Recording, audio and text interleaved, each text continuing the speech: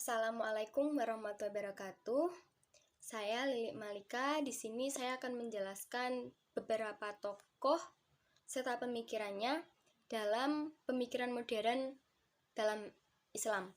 Yang pertama ada Syekh Muhammad bin Abdul Wahab. Syekh Muhammad bin Abdul Wahab adalah seorang ulama pembaharuan Islam yang berasal dari Arab Saudi. Beliau lahir pada tahun 1703 dari kalangan ulama. Ia belajar ilmu agama dari ayahnya dan guru-guru yang ada di Arab Saudi, Irak, Iran, serta Suriah. Ia juga belajar tentang ilmu rasional seperti astronomi, matematika, dan ilmu logika.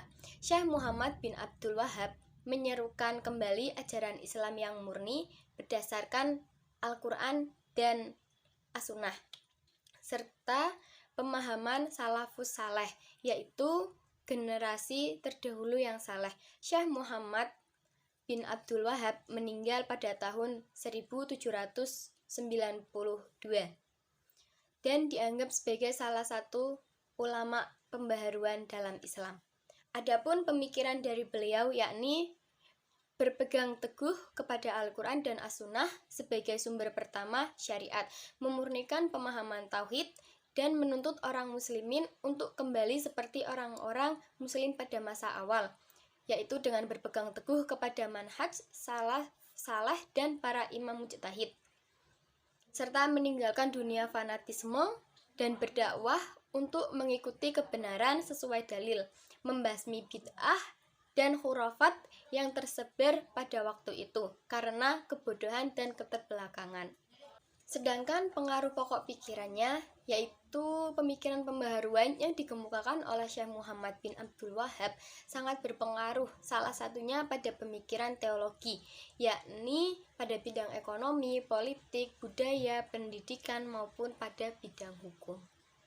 Adapun tokoh yang selanjutnya yaitu Muhammad Ali Pasha. Muhammad Ali Pasha adalah seorang tokoh pembaharuan Islam dari Mesir yang lahir dari keluarga sederhana. Ia berhasil membangun karir sebagai pemungut pajak, kemudian masuk ke dinas kemiliteran dan menjadi perwira. Ketika Napoleon Bonaparte menyerang daerah Mesir pada tahun 1798, Muhammad Ali Pasha dikirim untuk memimpin pasukannya melawan Prancis dan mampu menyelesaikan misinya dengan baik. Lalu Muhammad Ali Pasha diangkat menjadi gubernur Mesir pada tahun 1805. Ia kemudian melakukan reformasi politik, ekonomi, sosial, dan militer di dunia Mesir dengan tujuan untuk memodernisasikan negaranya dan mengembalikan kejayaan Islam. Muhammad Ali Pasha meninggal pada tahun 1849 dan digantikan oleh anak-anaknya yang melanjutkan reformasinya. Adapun pokok pikiran dari Muhammad Ali Pasha yaitu sebagai orang yang meletakkan landasan kebangkitan modern di Mesir, yakni dengan memunculkan kesadaran umat Islam di Mesir akan kelemahan mereka dalam menghadapi ekspedisi Prancis oleh Napoleon Bonaparte. Adapun pengaruh dari pokok pikiran Syekh Muhammad Ali Pasha yaitu menguasai Mesir. Ia telah banyak melakukan upaya pembaharuan, baik dalam bidang politik, militer, ekonomi, pemerintahan, maupun bidang pendidikan. Proses pembaharuan ini dipengaruhi oleh proses transformasi dan majunya ilmu pengetahuan serta ilmu teknologi. Dengan kata lain, pembaharuan ini merupakan sebuah gerakan yang bertujuan untuk mengubah kondisi ke arah yang jauh lebih baik. Yang selanjutnya yaitu tokoh yang berasal dari Indonesia, yaitu ada tokoh Kiai Haji Ahmad Dahlan. Adapun Kiai Haji Ahmad Dahlan lahir di Kauman, Yogyakarta pada tanggal 01 Agustus 1868 dengan nama asli Muhammad Darwis. Ayahnya adalah Kiai Haji Abu Bakar, seorang khatib masjid besar di Kesultanan Yogyakarta. Sedangkan ibunya adalah Siti Aminah, seorang putri dari seorang penghulu. Sejak kecil, beliau mendapatkan pendidikan agama dan bahasa Arab di lingkungan pesantren. Ketika menetap di Mekah pada usia 15 tahun, beliau mulai berinteraksi dan bersentuhan dengan pemikiran-pemikiran pembaharu yang berkaitan dengan agama Islam.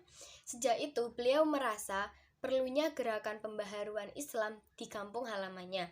Beliau wafat di Yogyakarta pada tanggal 23 Februari 1923 dan dimakamkan di Karangkuncen, Yogyakarta.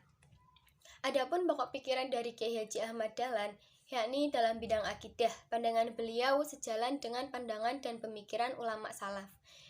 Lalu ada dasar pokok agama Islam, Al-Quran dan Sunnah. Jika keduanya tidak ditemukan, maka ditentukan berdasarkan penalaran, ijma, serta qiyas. Memiliki pedoman hidup untuk selalu menanamkan gerak hati untuk selalu maju dengan landasan moral dan ikhlas dalam beramal. Adapun pengaruh dari pokok pikirannya, yaitu berdasarkan pemikiran Kiai Haji Ahmad Dahlan, dapat membawa sebuah perubahan pada bidang pendidikan, terutama dalam bidang pendidikan Islam.